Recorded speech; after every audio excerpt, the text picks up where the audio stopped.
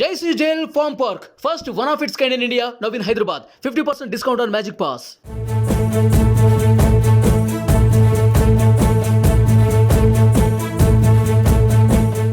జనసేన అధినేత పవన్ కళ్యాణ్ అసలైన రాజకీయం మొదలుపెట్టారా?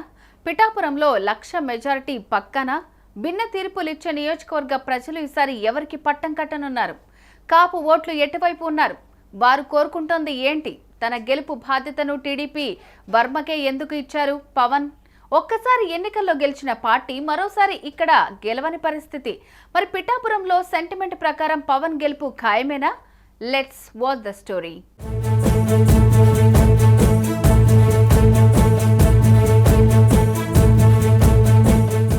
జనసేన పార్టీ పెట్టి దశాబ్దం దాటింది. ఈ 10 ఏళ్లలో ఎన్నో ఆటుపోట్లను ఎదుర్కొంది. అయితే ఈసారి ఎలాగైనా అసెంబ్లీలోకి అడుగు పెట్టడానికి ఆ పార్టీ అధినేత పవన్ కళ్యాణ్ తీవ్రంగా శ్రమిస్తున్నారు. తన మీదున్న విమర్శలకు చెక్ పెట్టాలన్న ప్రయత్నంలో ఉన్నారు. గతంలోలా కాకుండా ఈసారి ఒక్క నియోజకవర్గం నుంచే బరిలోకి దిగారు. పిఠాపురం నియోజకవర్గాన్ని పవన్ ఎంచుకోవటానికి అనేక కారణాలున్నాయి. ఆషామాషిగా దాన్ని ఎంచుకోలేదు. అన్ని రకాలుగా ఆలోచించి అనేకసార్లు సర్వేలు చేయించిన తర్వాతే ఇక్కడి నుంచి బరిలోకి దిగాలని నిర్ణయానికి వచ్చారు.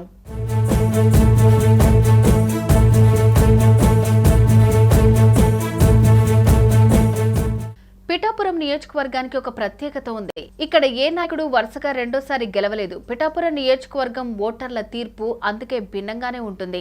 సామాజిక వర్గాల వారీగా ఓటర్లను పరిశీలిస్తే పిఠాపురం నియోజకవర్గంలో కాపు సామాజిక వర్గం ఓటర్లు 90,000 మంది ఉన్నారు. బీసీలు అంతే సంఖ్యలో లేకపోయినా 80,000 మంది వరకు ఉన్నారు. గత ఎన్నికల్లో టీడీపీ జనసేన ఓట్లను కలిపితే 96,000 ఓట్లు వచ్చాయి. గత ఎన్నికల్లో వైసీపీకి 83,000 ఓట్లు వచ్చాయి. అందుకే ఇక్కడ గెలుపు అనేది పైకి కనిపించనంత సులువు కాదు. లెక్కలు సమీకరణాలు మారుతూనే ఉంటాయి. అందుకే పవన్ ఇక్కడ ప్రచారాన్ని మొదలుపెట్టారు. అంతేకాదు ఇక్కడ తనకు అత్యంత సన్నిహితులను ఇన్ఛార్జ్ గా నియమించి పార్టీ వ్యవహారాలను చూసుకునేలాగా పవన్ ప్లాన్ చేస్తున్నారు. టీడీపీ వర్మకు గెలుపు బాధ్యతలను అప్పగించారు.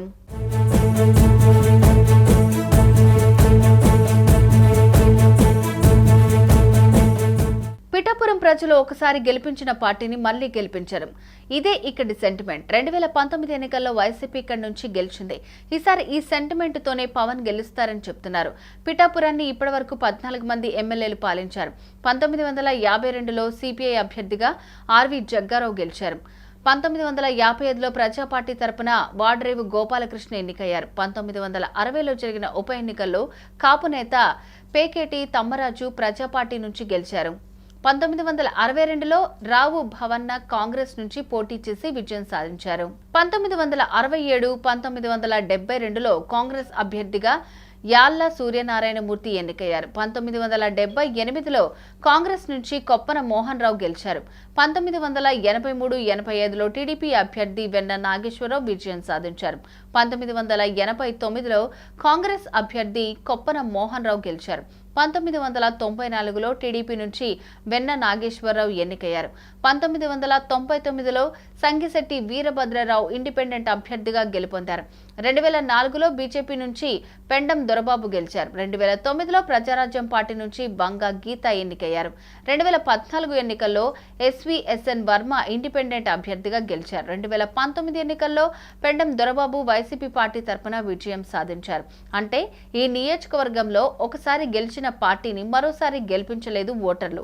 1985 నుంచి 2019 వరకు ఈ సెంటిమెంట్ కొనసాగింది. ఈ సెంటిమెంట్ ను పరిగణలోకి తీసుకుంటే గత ఎన్నికల్లో వైసీపీ ఇక్కడ నుంచి గెలిచింది అంటే ఆనవాయితీ ప్రకారం కూటమి అభ్యర్థికి అవకాశం ఎక్కువగా ఉన్నాయి. అయితే ఇక్కడ ఓ మెలిక కూడా ఉంది. ఏంటంటే ఈసారి వైసీపీ అభ్యర్థి పోటీలో ఉన్న అభ్యర్థిని మాత్రం మార్చారు. దీంతో సెంటిమెంట్ పనిచేస్తుందా లేదా అన్నది కూడా ఆసక్తికరంగా మారింది.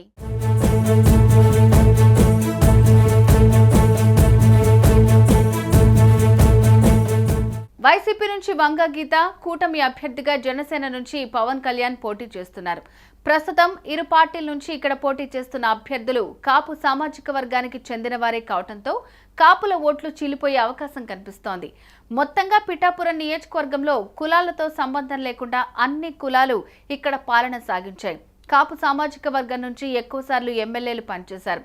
కాపుల ఓట్లు కీలకమైనప్పటికీ మిగిలిన సామాజిక వర్గాలను సమన్వయం చేసుకుంటేనే ఇక్కడ గెలుపు తథ్యమని పిఠాపురం చరిత్ర చెబుతోంది.